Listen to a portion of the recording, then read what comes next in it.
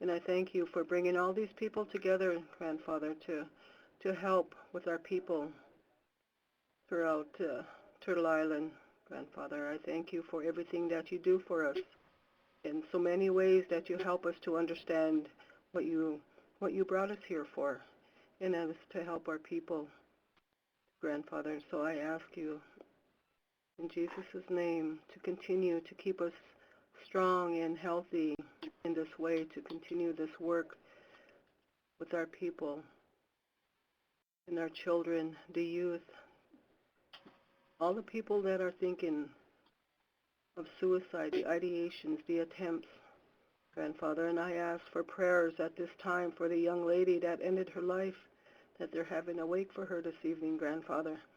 So I ask for prayers for their family. And not only here, there must be a lot more out there.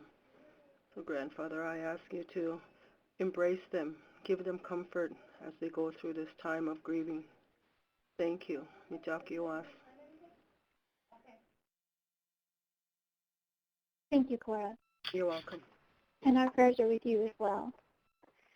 So I wanted to just have everybody know that there are so many different communities on this call, and we have them all across the nation, as you kind of saw when you were calling in and placing,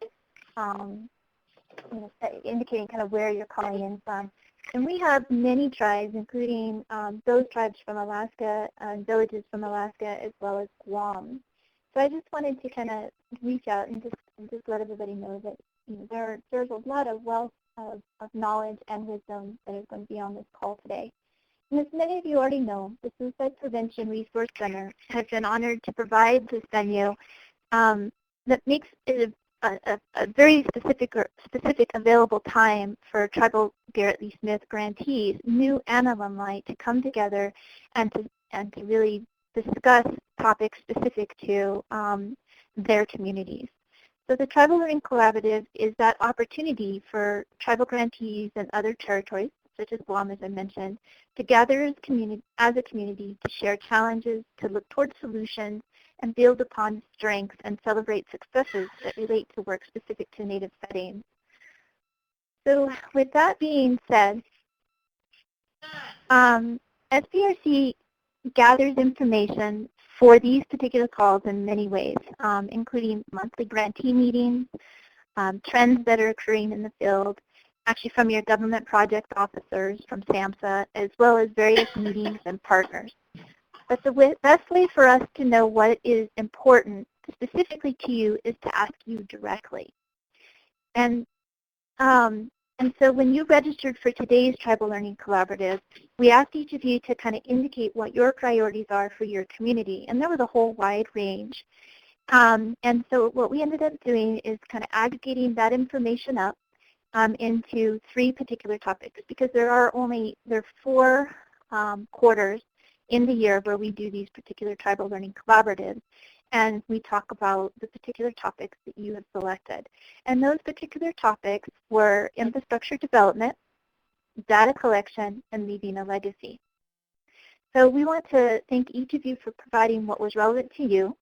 And what we're going to do now is kind of flush out exactly what these particular topics mean for you. And so what we're going to do is we're going to focus on each one of these particular areas. So as we move forward, we're going to start with infrastructure development. And for those of you who have or who felt that infrastructure development was a very particular topic for you, what are some of the things that you feel make this particular topic area a priority?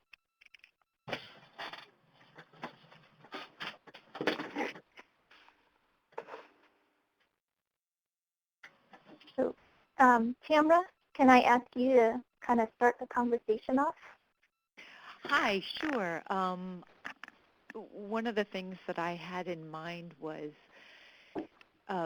some of the communities I have worked with, they've done their gatekeeper training, they've got their folks all trained up, but they often don't have a mental health clinic or mental health resources that are always available or available enough to be able to say, if something occurs, here are the people that will be able to be available right away. And I guess I feel like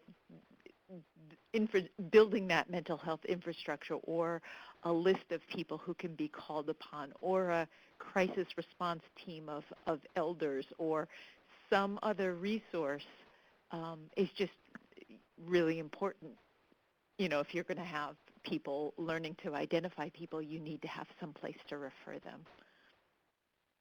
So Great. that was my main thought there. Okay, great. Okay, and as we begin to type, if we don't get the whole gist of what you are expressing, please let us know, and we'll add additional information. Okay? So thank you, Tamara. That was great. What about Walter? Is your question what do we want out of our infrastructure? Yeah. What made you indicate that this was a priority? Well, I'm in total. My views are congruent with what the previous speaker said. Is that if you identify people that are at risk, you've got to be able to refer them to something. And I liked all the ones that she said, like first responders and tribal elders and other people like that. And that's critical to the of everything we're trying to do in Project K.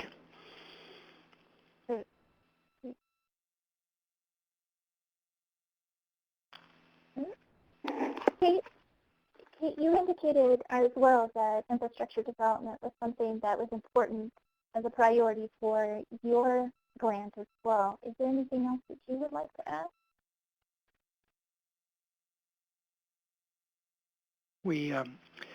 I have a bad connection. Your voice kind of comes across muddled. Were you talking to me, Walter? Oh, sorry, Walter. No, I was asking Kate Kenny if she, okay. Yeah. You may be on mute, so you might have to push star. I think it's star pound 63.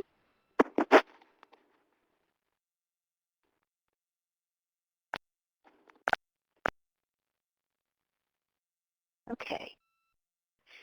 All right. Well, is there anybody else? You can also type in your questions into the chat box, or not even questions. You can go ahead and type in any of your comments that you would like to have included on the infrastructure development, and kind of explain why you feel that infrastructure development is important.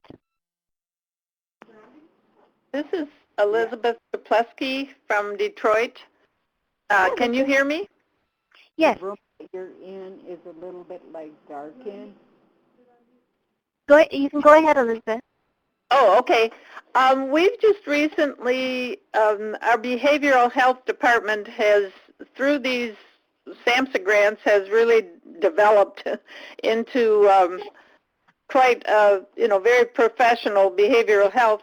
And they just recently passed for the agency, we're at American Indian Health and Family Services, urban clinic, to those of you that don't know, passed a policy that for the agency on what to do if a client is there a threat of harm to themselves or to others. Because in one of our screenings, we had some real issues, and we weren't sure exactly how we should have treated it, after the fact, and whether we can, how we can do the best we can for the client, but still follow the protocols that won't, cause problems in the future with other agencies or with the police or with the hospitals.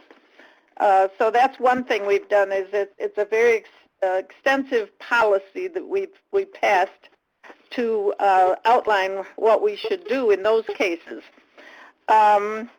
We've also just gotten some important MOAs, memos of agreement, with the courts and with the medical school at one of the local universities. And so those help to establish the infrastructure and the access to, various sources that we need. And we've also just put together are just beginning to put a postvention group together, and we had that Connect training. Mm-hmm. So after we had that training, we have a group of people in the community developing this, as I said, postvention group. So those are the things in the infrastructure that were especially important to us, and they're working well. Great. Is there anything that you feel that needs to, that maybe needs to, that you need more additional knowledge on, or maybe you'd like to see something from SPRC? You don't have to answer it right now. You can come back if you want to. I'm not from the behavioral health. I'm more on the evaluation side. So, okay. No, I'm the one to answer that. Okay. Well, let me ask Thomasine or Cora. I have kind of an interesting question for you two. How would you see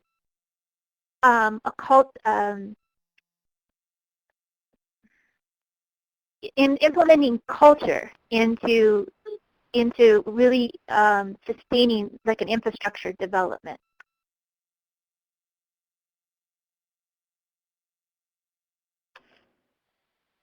This is Cora. Our culture plays a big part in our healing process. Mm-hmm. So having, and I believe I heard from, another party from a different area that part of our culture is part of their infrastructure, that mm-hmm. They use, like a medicine man, a spiritual leader to help them along in that process. So what I can't remember what place that was, but through the court system, mm-hmm. That is part of their MOA. Okay. So having something like that in the MOA, especially with mm-hmm. the youth, not only the youth, but they use it for adults too. Great. Okay. That's something that I'd be looking at in our area, because we use a lot of our culture, but we haven't implemented anything within a MOA yet. Okay. That is still being worked on. Yeah, I think it's important to remember that is when you're developing these infrastructure components, that that culture is part of that, and it's not forgotten. So I'm glad you're bringing that up. So, Thomas, do you have a comment? You're typing, but. Did you say Becky? Sure. If you want to talk, Becky, you can talk. Well, and I don't know if you guys are on a computer. I'm just on the phone, so I don't see any notes or anything. But I guess I sort of thought about the infrastructure and the sustainability. The issue that I'm thinking about is also added quite a bit of infrastructure using our grant. We now have therapists at the Charter Tribal High School and some of these things, and of course we're scrambling around thinking about sustainability long term beyond the grant, And I just think about, is there a way for us to organize what we're learning and communicate to IHS about what the real need is long-term for behavioral health care and for cultural traditional healing? Can we quantify that in a way and advocate, at a federal level to say, this should be part of the funding that is, shouldn't even be grant-driven. It should be part of the care that these communities receive. I have it on mute. Yeah. Does that make sense? Yes, it does actually make sense. And, I think that's different than some of the state grantees and the college grantees. It's a completely different kettle of fish when we're talking about sustainability and we're talking about, healthcare needs and health promotion and prevention. Some of this should come, it seems like with the data we're gathering, maybe we're gathering data about what kind of behavioral health and traditional healing infrastructure is actually needed. Mm-hmm. Okay. So and making that more sustainable in long term, as opposed to just what the holding community our is really breath. needing. Yeah, a big part of this is we're just uncovering stuff in our community and getting more and more engagement with mental health services, and we're able to meet that need through the grant. But at the same time, it's like, oh my God, the grant's going to go away, but the need's not going to go away. Yeah. And how much of that is IHS's? How much of that information is IHS getting, or, Okay. So I think, taking our data out of just sort of the suicide prevention world to get the necessary funding through IHS. And maybe that's completely off base, but that's just what I was. Nope, that's not off base. That's part of infrastructure development, so that's great. And Thomasine actually commented that she said, my comment regarding culture is that I want to make sure that we, behavioral health, honor and are aware of cultural beliefs of all tribes that we serve. And that's great. Yeah. And let me ask a question real quick about infrastructure development. How do you feel about new technologies that are coming in to, do you feel that that's important or a priority for tribes to learn more about? There's these new technologies that are available, and they've been actually specifically developed for rural communities. And because of the geographical isolation of villages and tribes and islands, do you feel that technology is important in regards to Native infrastructure development? And that's open to anybody.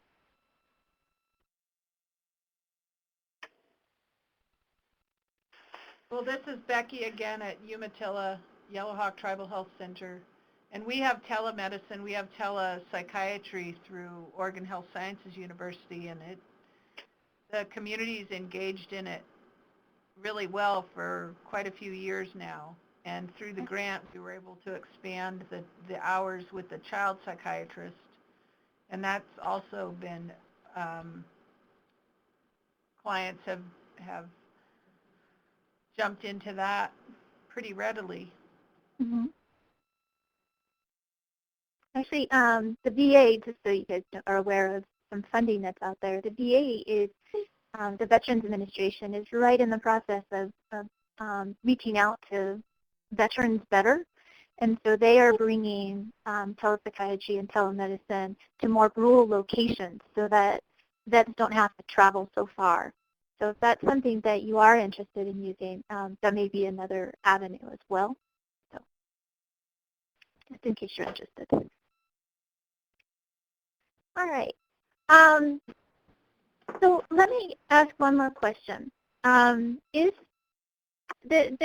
a lot of information around this particular item, and infrastructure development is kind of hard sometimes in tribal communities just because of varying factors, political, lines and those kinds of things. Can anyone share their wisdom around any, besides the current activities that Becca just shared about technology, are there any other current activities or approaches or literature that you think or that you have used that may be able to help others?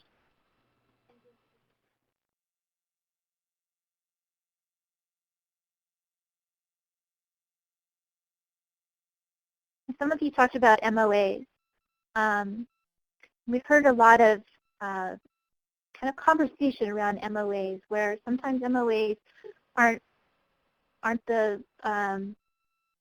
they don't work in all tribes, so sometimes they have to use like strong agreements instead. Is there anything that you would suggest that go into these strong agreements to ensure that they continue?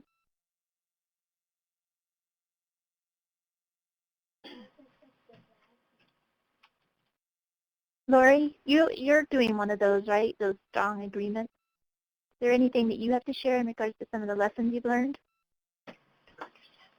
I think that probably knowing the system for somebody that's new or hasn't done an MOU, or knowing what kind of system they're in. So like for us, we're in the tribal system, and some of our letters of commitment, so we call them, it's because we're connected because we're all under the tribal government. So we're just trying to make sure that each of us are working together, because we all have we're kind of all working together, but specifically on suicide prevention, just getting the, just making sure that connection, that we're all working towards that same goal. Because I know, like with our tribe, memorandums of agreement, it's a long process, and so if knowing what the system is, knowing the best route to take. So originally when we first started our memorandums of agreement or understanding, we spent a lot of time and energy on doing that, and then realized that was really a long process that probably wasn't going to get fulfilled just because of the requirements that our tribal government requires. So it was better for us to do that strong agreement. And then it pretty much has the same thing that most MOUs have, MOAs have, where they identify certain tasks or responsibilities that they're going to do, and then we in turn, state what we're willing to share and work towards. Okay. James, you had your hand up? Yeah, I've got a couple of things to add in regard to that.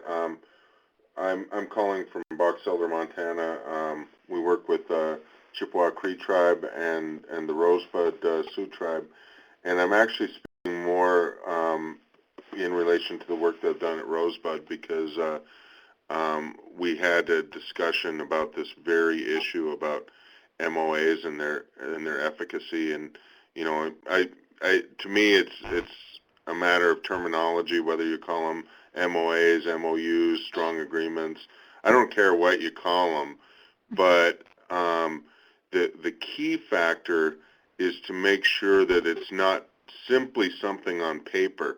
And oftentimes, when we're developing a project, actually at the proposal stage, even before you start to implement it, sometimes they require MOAs or draft MOAs, and almost inevitably, the people who are going to be held responsible for what's in the MOA aren't necessarily involved in the actual writing of the MOA. So that's the first thing, is make sure that you've got the right players at the table, and it's not just oh, here we got this MOA done, we want you to sign it, because if they just sign off on something, then it's going to end up being meaningless. And the second thing is that you want to revisit those things on a regular basis, whether it be quarterly or annually or whatever, just simply to remind each other of what it is that you've promised to do.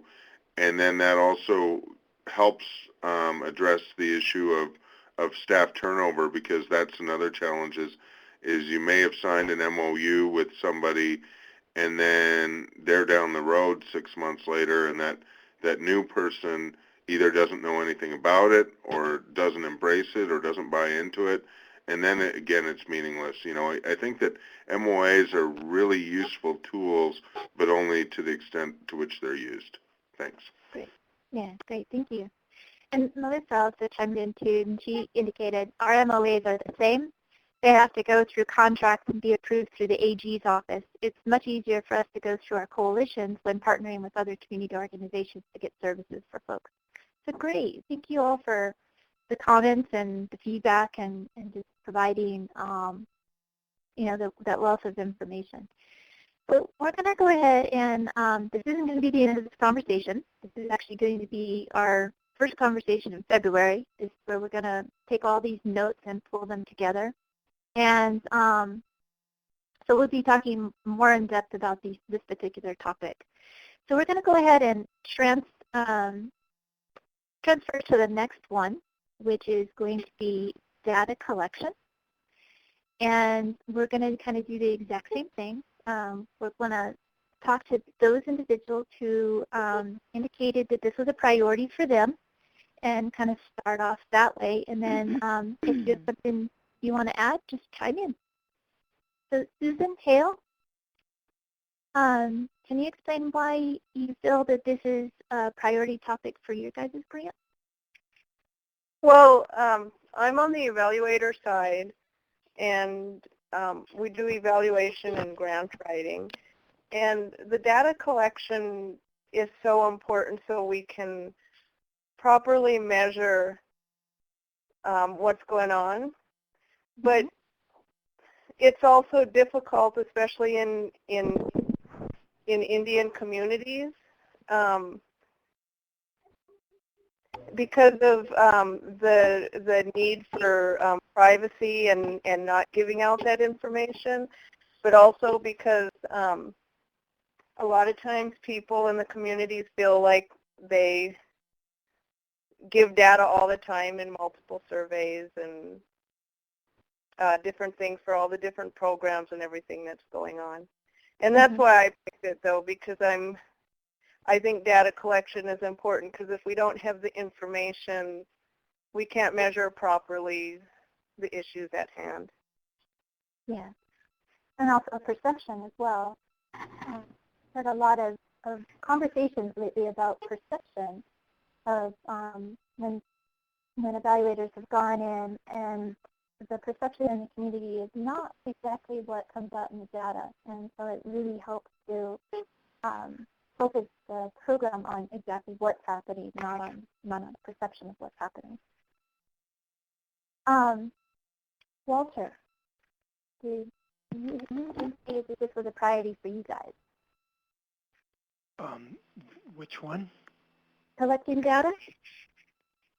You're saying collecting data? Yeah. Well, I too am on the evaluation side, and one of the things that's happening with our project is it was hugely delayed, and so at this late date we're just really putting together, for example, the MOUs. And if I can backtrack, I thought you originally said you were talking about MOUs in the context of technology. Is that right? Did I understand that? Oh, well, actually we could have done that, but it's a great topic. But we were talking about MOUs in general. Well, I mean, the one thing I would say about that is that what's been really helpful to us is being able to use, just simple but standard things like word processing and scheduling and the internet, sharing the documents with things like school districts and so forth. That has greatly facilitated, our productivity in that area. But now getting back to your question about data collection. Well,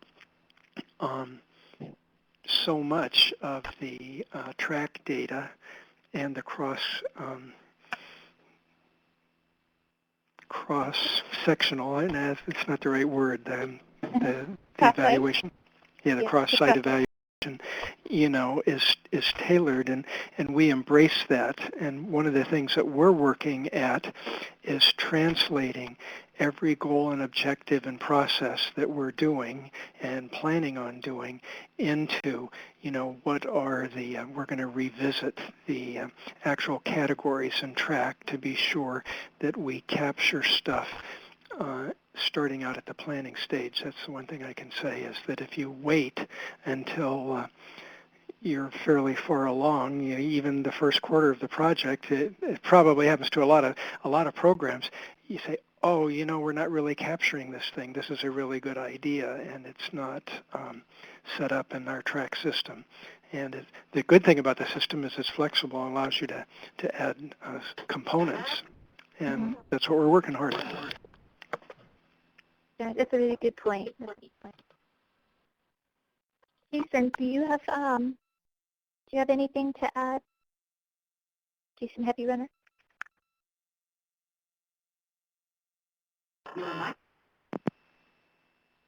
Patrice? Yes.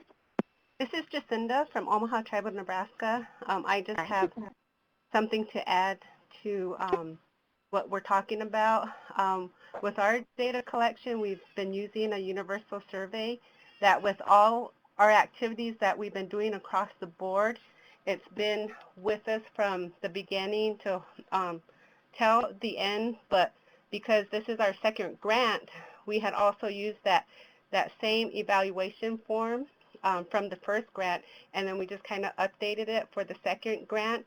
And it's real simple. It's nothing complicated, just, fill in your name, fill in the activity, the date, and then we have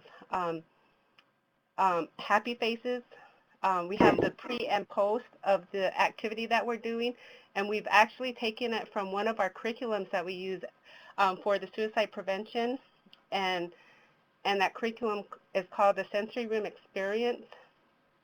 And with that curriculum, we have a survey that we use. So we developed that survey, and we use it for every activity that we have throughout the entire year. So we're able to look at all the results from all the activities, and kind of have a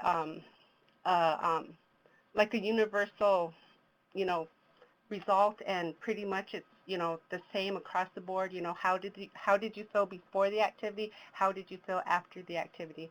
And with this being our last year, we also have a community evaluation that's just that's taking a look at how well our program has done within the past 3 years. So that's just something that we added within this last year that we're going to be doing along with that universal survey. And I don't know if that helps anybody, but I just wanted to pass that along. No, that's great. And you guys, how do you do that? I mean, this year you're actually under the tribe this year. So how are you ensuring that data isn't that there aren't any barriers in regards to sharing the data? Well, the barriers, let me see. I don't think we really have any barriers because pretty much our infrastructure is within the tribe, and although it has 2 different villages that we work with, we're still able to collect that data and keep it inside the community. And our local evaluator is actually part of the tribe, even though she lives off the reservation, so she's very well aware of any problems that may occur if, depending if we're going to share the data, not share the data, what can be shared, what cannot be shared, looking at confidentiality, because we are under the umbrella of Indian Health Service, so we do have to follow the HIPAA rules and regulations. So we pretty much look at like every avenue just to protect, the rights of those who we are surveying and collecting the information from. Okay. All right, great, thanks. Noveline and Rosemary, you guys have done some evaluation, some amazing evaluation in White Mountain Apache. How have you guys overcome some of the, what are some of the lessons that you can share around evaluation? So this is Noveline. So the evaluations that we do are usually tied in specifically with the research component that we're working on. So when we're doing the evaluations with our participants, it's usually with the individuals that have signed consent and have agreed to participate in the program, and during the consent process are aware of what types of evaluation instruments we're going to be using and duration of those evaluations that we'll be conducting with them. Also, if we're going to be collecting any data from the parents during their child's participation in the program, we share that at the beginning during the consent process as well. And I think that overall, when we seek tribal approval, health board and tribal approval on the programs that we're working on, the tribe's main question is that, or not main question, but it's more or less their main statement is that any data that's collected by us belongs to the tribe, and that we house the data for them. And if any publishing, any publications needs to be done, any sharing of data needs to be done with our funding agencies, that all of that approval process goes before Health Board and Tribal Council in a timely manner, so that we're getting all of the approvals that we need, and then all of the data is then shared with the appropriate agencies. The tribe is very stringent on who we're allowed to share the data with, what data we're going to be sharing with them, and also any manuscripts that are written, the type of information that's put in those manuscripts. The tribe reads all of the manuscripts and reviews all of the manuscripts before they're ever published. And so I think that since Johns Hopkins has been on the reservation and has established a really long relationship with the tribe and are now really good partners in working on the different programs that we provide, and sees Hopkins as, a great resource, and 80% of the employees are tribal members and have been employed with Johns Hopkins for a long time, it has really worked in our favor in working with the tribe. Being a tribal member also, you're very aware of the data that you're collecting. A lot of that information is really sensitive, and that how you're going to transmit that information to another agency, either on the reservation or off the reservation, causes caution for you as an employee and also a tribal member. So I don't think we've really hit a lot of barriers. I just think that the tribe has a lot of safeguards in place to make sure that we're abiding by their rules and that we are aware of what the resolutions state when it comes to the sharing of data that belongs to the tribe. Did I answer it, Patrice? Yes, that was what I was hoping you were going to say. So that was perfect.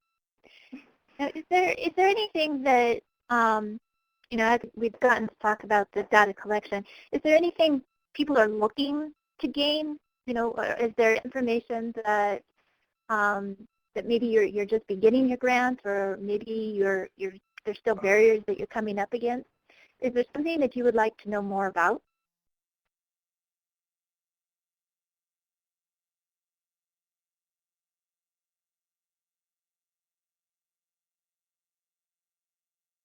No? Okay. What about are there any particular things that you have used in your grant so far that you have found to be successful that maybe we could share with others in the who are Garrett Lee Smith grantees who are tribes? Are there any particular tools that you've used? I know Noveline and Rosemary, you guys have used community-based participatory research, and that really started off the whole, I think, your whole research design, right? Yes, all of the programs that we have on the reservation here where we partner with the tribe, all of them are community-based participatory research that we conduct. And prior to any of these programs, these research programs being developed, we have a lot of discussion with the tribal leaders, our grassroots leaders, community members, the different agencies that we're going to be partnering with to see if the program makes sense and that if this is really a need on the reservation, or is it just, where somebody needs a little bit more education, so that we have an understanding of, what the needs are. There's a difference that we found out between when individuals raise concerns. Sometimes it's not where it's where it's really a big thing that we need to address, but it's more or less, I guess, educating that needs to take place in the community pertaining to certain topics. So sometimes they'll bring up something and say that, we feel that this is an epidemic on the reservation, and then when you start talking to the departments that, provide specific care or services for that, and you're talking to them and they'll tell you it's not really a big epidemic, it's not as big as they're making it, it might be a family member that has that, that's why for them it's huge. And so going back and being able to educate the community about, or community members about that specific topic, and then looking at what the community is really, what their needs are and how to address that, and then how to be able to, work with the communities as far as, providing meetings, providing in services, a lot of educating in the community so that everybody's on the same page when it comes to the specific things that we're working on and how to address those, whether it's through a research program, developing something that we feel is going to be effective later on. If the program that we're working on that we're wanting to prove has efficacy, is it going to also be utilized in other communities, Native communities? And so, looking at that and looking at the bigger picture of what the programs that we're developing, how they're going to be utilized, not just here, but on other reservations as well. So I think when we're doing that, we try really hard to involve the community on what we're wanting to work on to see if it's feasible and if it makes sense and if it's also doable. From our perspective, it might seem doable or it might not, but then talking to the community also, they give you a lot of perspective of how they see, something working and what the challenges are, so they also let you know that in advance. Great. Yeah, that's very true. I just wanted to add, Tamara indicated for one other thing that should, maybe that we need to learn more about is how to evaluate one program when there are many different program components. That's a really good topic. Who, Steve, Powers, and Walter, you guys have done a lot of research in a lot of different communities. And what approaches have you found have really worked in specifically in Native communities or villages?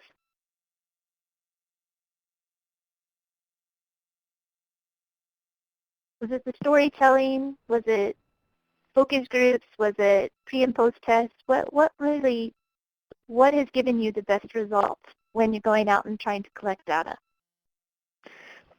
This is Walter. So this reminds me of a joke. There's two kinds of people in the world, those who divide things into dichotomies and those who don't. But we run into two or three different kinds of things.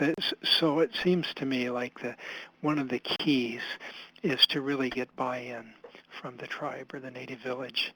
If they see that it's of the information that's going to be produced is of some use to them, that helps hugely. And if they feel like it's helicopter research and somebody's going to come in and go out and not be sharing and participating, it generally doesn't work. But one of the things is this is a statement of the obvious, but so there's things that we can do, and part of that is preparation, so that they have an idea about what's going to happen before the actual research planning gets very far along. And that's really hard in the system where there's a lot of grants that are given and grants proposal are awarded by the federal government to components of tribes or consortia or whatever. And once that contract or grant is signed, it's relatively difficult to make modifications. And so one of the ways that's worked for us is working with NCAI, for example. And if NCAI gets persuaded that the research is valuable and there's an opportunity for input, then a tribe will look to them and say, okay, that helps a lot. You got a fairly neutral party. Mm-hmm. So, I mean, I think whole books have been written on this topic, but and tribes have become increasingly sophisticated with their own IRBs.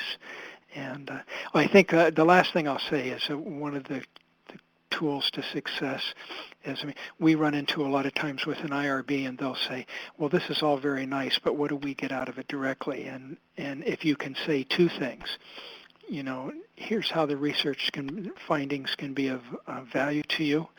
And the second one is, in a large project, we employ tribal members in the data collection and processing effort, and that goes a long way towards success. I'll stop with that. That's a really great suggestion. It's one of those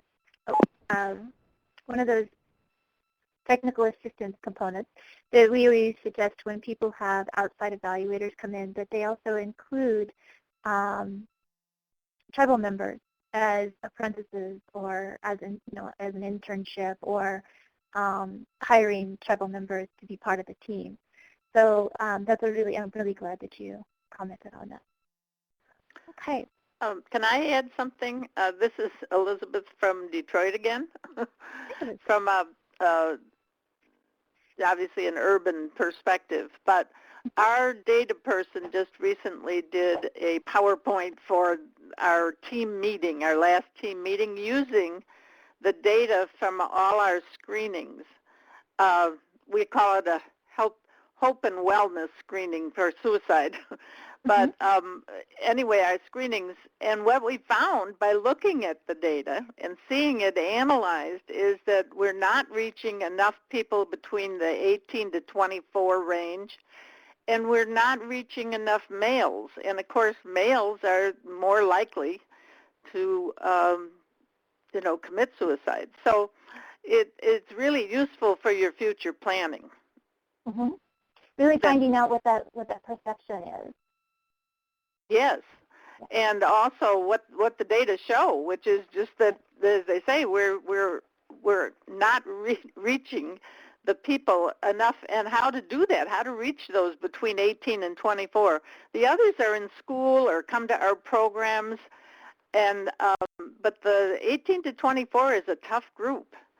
Anyway, it's just a... Very true. That is very true. Okay. Well, again, thank you all for your comments and for just being so forthcoming in regards to just talking about, the stuff that is going well and some of the challenges. Again, we're going to be discussing this at a later date, so we'll be bringing all this information back, and it's going to actually help us develop the future calls. So now we're going to switch to our third topic, which is about leaving a legacy. And when we talked about, or when we put this one up in regards to as a selection for leaving a legacy is a little bit more than just sustainability. And when we talk about leaving a legacy, we're talking about, from generation to generation. So when you may become, kind of in that older population, or for your younger children who, your grandchildren, or even your children who may be coming into that 18 to 24 year age. And what we're talking about with leaving a legacy is that it stays around. It's there after you are no longer part of that program. And so there were several of you who commented on leaving a legacy was a priority for you. And so I just want to open up the conversation and have you tell us what is what is leaving a legacy behind? Why is it a priority for you?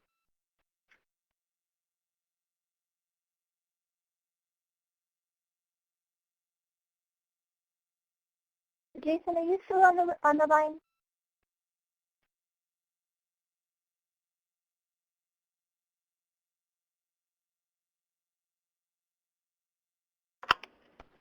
Hi, Patrice. This is Cora. Hi, Cora. I think leaving a legacy behind is, what you do in the community that connects to the community, connects to the youth, so they remember a time that there was someone there that helps you along the way, and they'd like to continue to do that. Um, there's a lot of youth out there that see what we're doing in the community, and some of the college students here, they come to our office, and now that we have more staff, it helps to have these activities and these events that go on in our community. So the suicide prevention part of it, the education, suicide prevention education, helps the individual to remember, because there's a lot of ideations, a lot of attempts. There was a completion here, so there's a wait tonight for a young lady, a 24-year-old young mother. So, having people from our program, the Wachoni Wahitika Suicide Prevention Program, out there in the community and giving them encouragement, giving them support, that we're there for them. And we'd like to see that, not only through our program or, as an individual, to have people out there to help the individual and, having trainings, like the QPR, for instance, assist, the gatekeepers out there, because we did have, several months ago, we did have an attempt, and a family member right from my home said, well, I already have this training, I'm going to go out there, so, it's individuals like that that can just go out there and want to help the community. Great. That's exactly what we're talking about. Mm-hmm. Lori, you actually commented on that sustainability was important for your guys' grant. And sustainability and leaving a legacy kind of go hand in hand. So is there anything that you want to add, anything that you want to learn?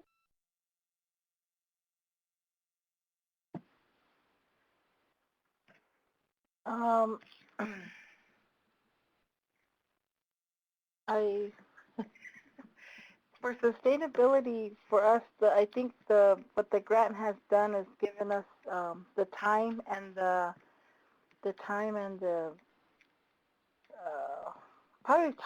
time to develop these, like the screen and the activities and the awareness, because all of it can be sustained within our behavioral health system. But the grant allowed us to kind of step away from behavioral health just enough to focus on building the prevention part. Because earlier I heard that someone said, yeah, we can do all the prevention and the early identification, but then who do we refer to?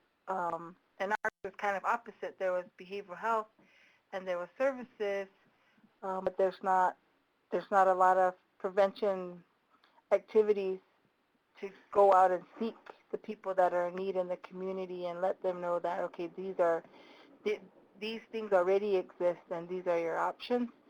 I think for us,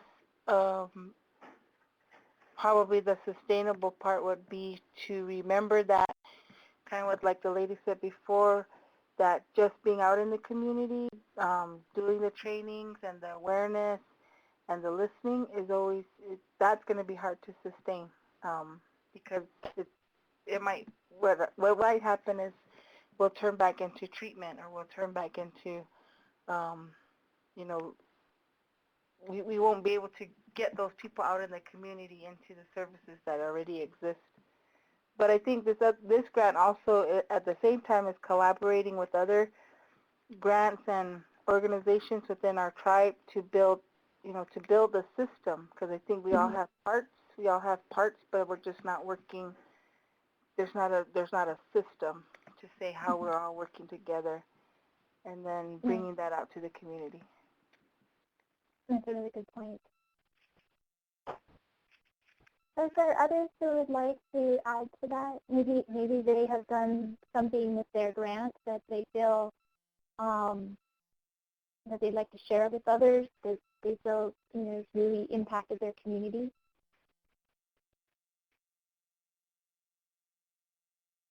Or do they have a system in place that's working within the tribe?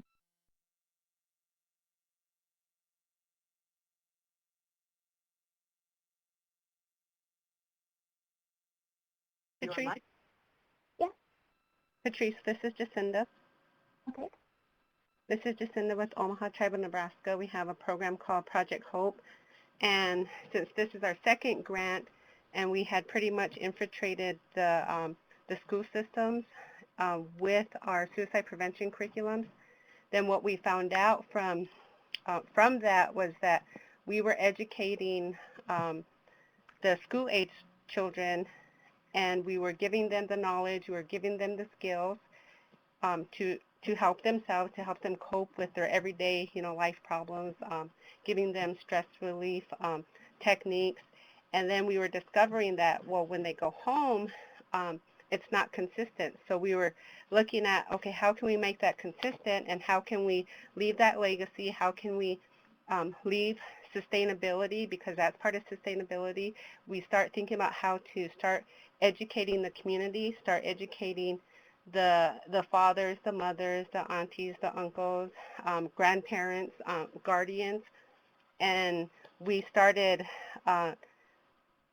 implementing what we were teaching the school-age children. We started teaching to the adults in the community. So we started giving them the information that they were learning, so that way they, they were having the education, they were building their knowledge about suicide prevention and intervention, and also building their skills. And with that, then we looked at it as them not only helping themselves, but also having the knowledge and skills to help others as well. So included in that, we have done a lot of QPR training.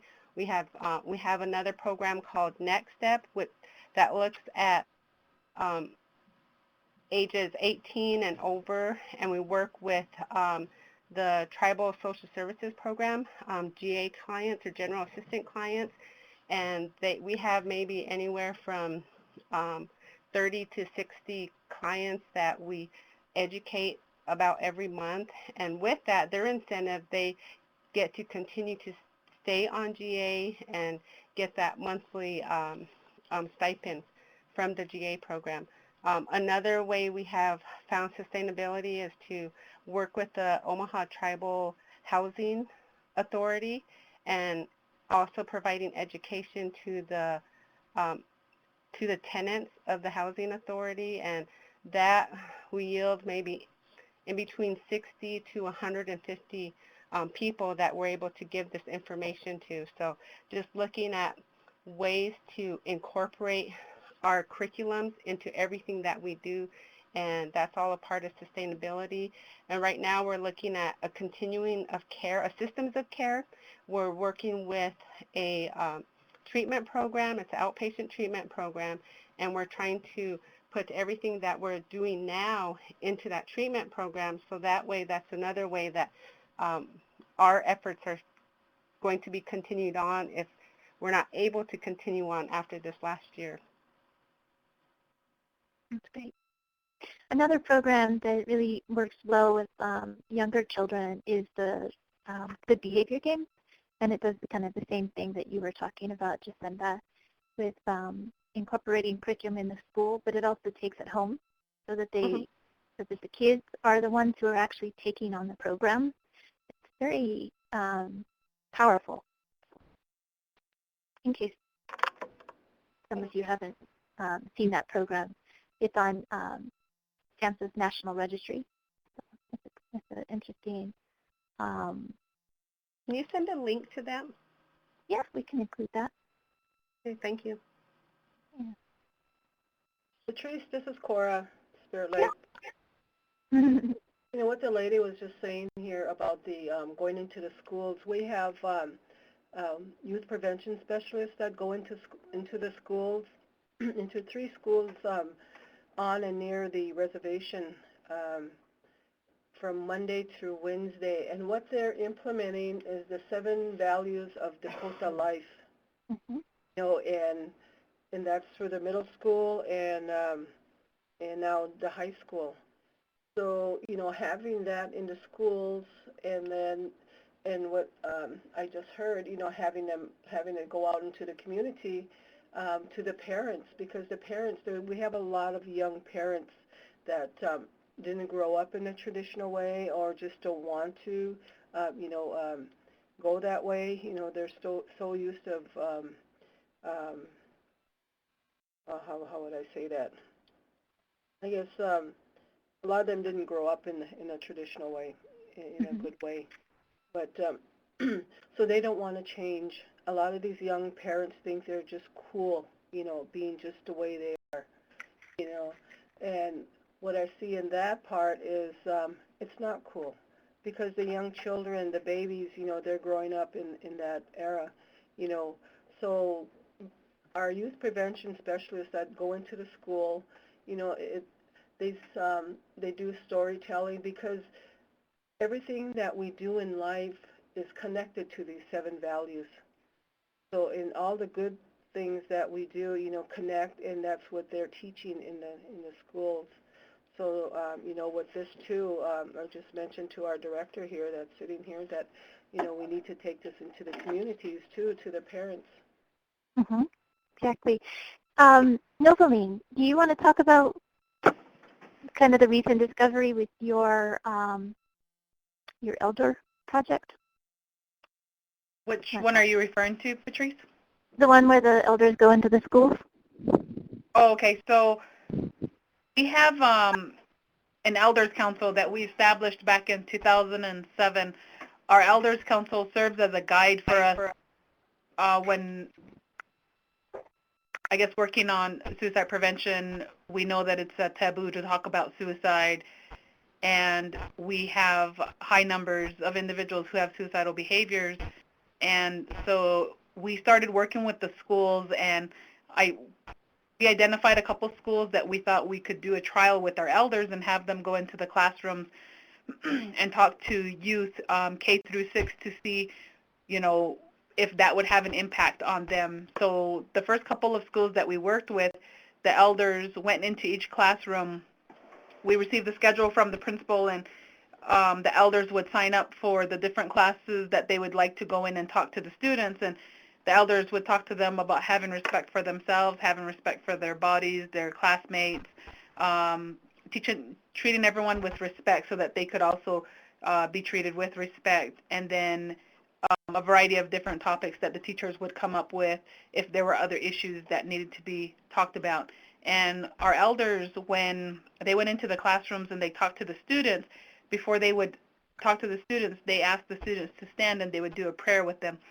And then they would meet with them depending on the grade. If it was K through 2nd, we were in there for about 30 minutes. If it was 3rd through 6th, we were in there for about 45 minutes to an hour. And the elders also did some storytelling during that time, and the kids really responded well to the elders. The teachers gave us a lot of positive feedback. The students wrote thank you cards to the elders, and the teachers commented and said that when the elders came into the classroom, that the kids had showed a lot of respect to the elders, and then would also have that same behavior for a couple of weeks thereafter. And so we knew that the elders had a positive impact on the kids.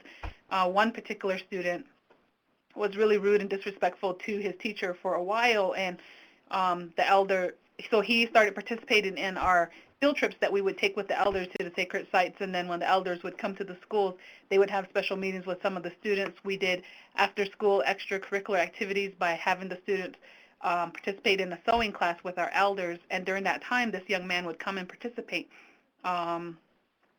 And from there, it was just a couple of weeks that he spent with our elders, and then his homeroom teacher came to the front office and met with the counselor, and the counselor said she was really emotional. I thought we were going to hear some bad news, and the counselor told us that, the homeroom teacher was emotional. She was crying, and she said that the student came into the classroom, put an apple on her desk, and told her, "Thank you for everything that you've done for me, and even though I've been rude and disrespectful, you still haven't kicked me out of your classroom."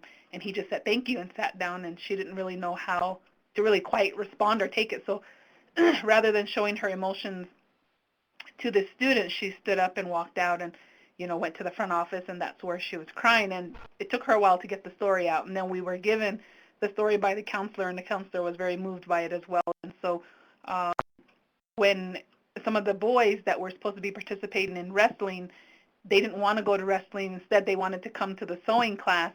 So they would come to the sewing class for about 30 minutes and spend time with the elders, but also they were trying to make either a pillow or an apron for their mom or their grandma for Christmas. And so, they were kind of ditching out on wrestling, but not really telling their teammates or the coach why they were missing out. And so the coach went looking for them and found them in our classroom sitting with the elders to a sewing machine. And so the coach also said that was really moving, that we really did a lot of that. And we provided all of the supplies through the funding that we've received from SAMHSA with one of our cohorts. And so it allowed us to work with our elders. And so we still work with our elders. They still go into the schools.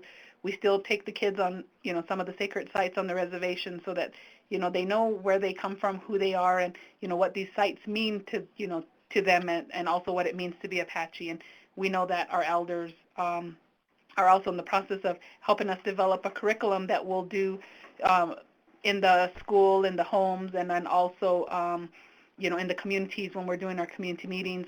We're hoping to have a workbook and a DVD so that they complement each other when we're out there teaching with our elders as well. So that's what, I hope I answered everything you wanted me to talk about, Patrice. Yeah, that was great. Thank you.